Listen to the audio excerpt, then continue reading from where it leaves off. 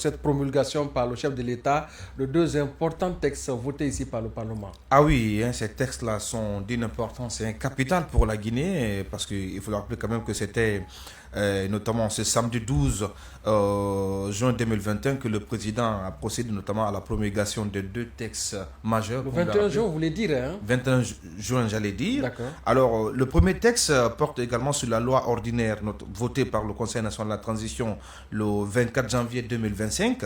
Alors, il autorise la ratification des instruments majeurs, notamment les traités constituant la conférence internationale de la prévoyance sociale ainsi que la convention multilatérale de sécurité sociale.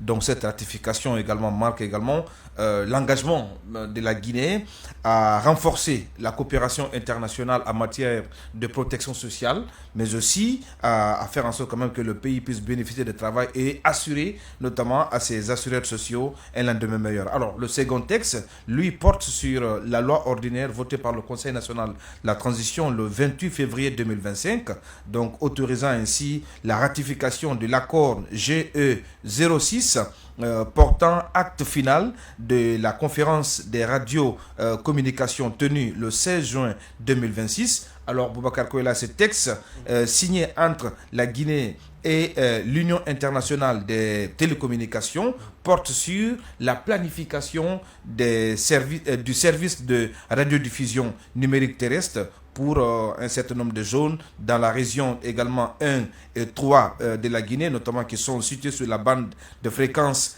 472.230 MHz, mais aussi 477.862 MHz. Alors, il s'inscrit dans la dynamique également de modernisation du paysage audiovisuel et numérique, notamment en République de Guinée. Alors, ces deux ratifications renforcent en quelque sorte l'alignement de la Guinée sur les standards internationaux, tant sur le domaine social, mais aussi que sur le domaine également technologique, parce que social, je voudrais juste faire des commentaires par rapport à l'importance de cette promulgation par rapport à ces deux textes-là, parce que on se rappelle que le président de la République, le général Mamadi Doumbouya, il en a fait un pilier, pas des moindres, du programme Simandou accordé également à l'aspect social, en termes de protection sociale. On a vu également les actions menées sur le terrain par cette direction qui est dirigée par la générale Aminata. Donc l'idée est de faire en sorte quand même que pendant que les populations servent le pays, ils font des sacrifices. Alors, il est de la responsabilité de l'État de prévoir un lendemain meilleur pour quand même les protéger, parce qu'on ne peut pas passer sa vie, par exemple, à travailler pour l'administration. Après, quand vous n'êtes plus en fonction, vous êtes un peu jeté dans la poubelle. Donc, c'est un peu faire en sorte quand même qu'il y ait une sorte de protection sociale désormais de tous ceux qui méritent notamment de l'avoir. Et deuxièmement, le deuxième texte sur également la télévision numérique. Là également, c'est une loi qui a toute sa place, parce qu'aujourd'hui, faites un tour autour des régions en République de Guinée, vous allez voir que même du côté de l'Abbé, par exemple, les signaux de la RTG ne sont pas soumis. Il faut obligatoirement qu'ils vous passez par notamment des privés, Canal+, et autres, alors qu'avec cette loi, il y aura désormais la possibilité pour l'État guinéen d'étendre notamment les capacités. Parce qu'on est toujours dans l'analogique, donc il faut quitter dans le pour être notamment dans le numérique pour qu'on puisse notamment avoir une qualité sonore tant au niveau audiovisuel, mais aussi qu'au niveau également de la télévision, ce qui va avoir un impact considérable, parce qu'une population non sensibilisée, une population non informée, avec le flou massif des réseaux sociaux, je pense que ça a tendance à la désinformation. Et quand les populations ont accès également aux services publics d'information, mais aussi aux médias privés, je me dis que ça donne l'opportunité d'avoir un peuple averti qui pourra faire des choix responsables en ce qui concerne également la gestion du pays. Oui, Bella Kamano, on va dire cette promulgation de ces deux importants textes, pour ne pas dire trois, parce qu'il y a un qui concerne deux textes majeurs, donc le traité instituant la conférence internationale donc, de prévoyance sociale, la CIPRES. C'est une organisation fêtière donc, de plusieurs pays naturellement qui interagissent dans le cadre de la protection sociale. La Guinée vient d'adhérer à travers bien sûr cette promulgation qui est aussi une sorte de cerise sur le gâteau. Marie l'a rappelé, depuis l'arrivée du CNRD, pour la première fois dans l'histoire de la Guinée, on s'est doté de la CNPS, donc la Caisse nationale de prévoyance sociale des agents de l'État, qui était la CNSPAE à l'époque, sous le règne, en tout cas sous le régime du professeur Alpha Condé, qui est devenu la CNPS aujourd'hui, qui permet à tous les travailleurs, tous les fonctionnaires de l'État de bénéficier d'une couverture sociale. Et bien sûr, pendant l'exercice de leurs fonctions, mais aussi une fois à la retraite, de bénéficier bien sûr de cette ristourne-là.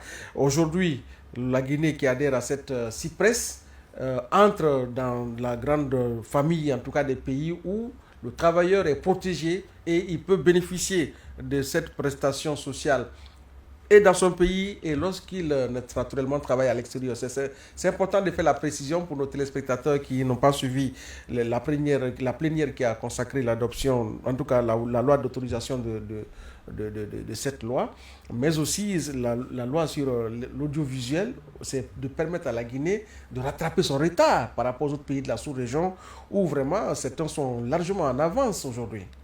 Oui, je vais d'abord commencer par aborder le premier sujet concernant la protection sociale. Dans le domaine, je peux oser dire aujourd'hui que la Guinée est vraiment en avance. Il faut le reconnaître puisque nous avons dans notre pays la Caisse nationale de sécurité sociale, mais aussi la Caisse nationale de prévoyance sociale. Pour ceux qui évoluent déjà dans le secteur public, ils sont protégés par la Caisse nationale de prévoyance sociale, ceux qui évoluent dans le secteur privé, donc ceux qui sont liés par des contrats, comme nous ici à l'Assemblée nationale, tout comme dans les autres entreprises, nous avons aussi une Caisse nationale de sécurité sociale qui existe bien avant la Caisse nationale de prévoyance sociale. La protection sociale, il faut le reconnaître, était le maillon faible des politiques publiques africaines, notamment la nôtre. Il faut le reconnaître parce que pour le cas par exemple de l'Assemblée nationale, donc les travailleurs du Parlement, il a fallu plusieurs années pour que finalement leur situation soit prise en charge. Sinon auparavant, ici, la retraite était égale à la mort. Hein? À l'oubli. Oui, non, pas à l'oubli, mais c'était la mort. Parce que quelqu'un qui a passé des années durant en train de percevoir son salaire, il est mis à la retraite. Pour l'accompagner, on met juste 3 mois de salaire à sa disposition. Ça, c'était égal à la mort programmée. Alors, il a fallu que la 8e législature s'installe pour revoir tout cela. Aujourd'hui, force est de reconnaître que les travailleurs du Parlement bénéficient de leur pension. Mais la protection sociale n'est pas aussi simplement liée à la pension. La protection sociale est liée aux allocations, la protection sociale est liée aussi à la santé. Ça, il faut le souligner. Même si dans notre pays, cet aspect n'est pas trop développé, on ne procède pas à la sensibilisation des travailleurs pour leur faire savoir que dans la protection sociale, il y a aussi la santé. C'est pourquoi d'ailleurs, vous verrez au niveau de la Caisse nationale de sécurité sociale, tout un hôpital où les travailleurs, lorsqu'ils tombent malades, peuvent venir se faire soigner. Et nous attendons la même chose du côté aussi de la Caisse nationale de prévoyance sociale qui s'occupe essentiellement des travailleurs du secteur public. Concernant les télécommunications, c'est vrai, dans la sous-région, c'est presque pas le seul pays, mais la Guinée, parmi les pays francophones, a un retard à rattraper, puisque chez nous, au-delà d'avoir cette libéralisation des ondes depuis les années 2006, au-delà d'avoir, après cette libéralisation, plusieurs radios privées, plusieurs autres sites d'information, plusieurs télévisions privées, mais les services rendus par l'ensemble de ces médias laissent à désirer. Pourquoi ? Parce que nous n'avons pas aussitôt accepté de nous aligner sur des instruments qui auraient pu nous apporter la qualité donc y afférent. Malheureusement, aujourd'hui, nous sommes en train de vivre les conséquences. Dieu merci, avec l'avènement donc du CNRD, Dieu aidant, le gouvernement s'engage désormais à permettre à la Guinée de s'aligner sur les standards internationaux. Et je sais qu'à l'issue de ça, nous aurons des services de qualité. Très bien. Alors, c'est ce qu'il fallait retenir par rapport à cette première thématique.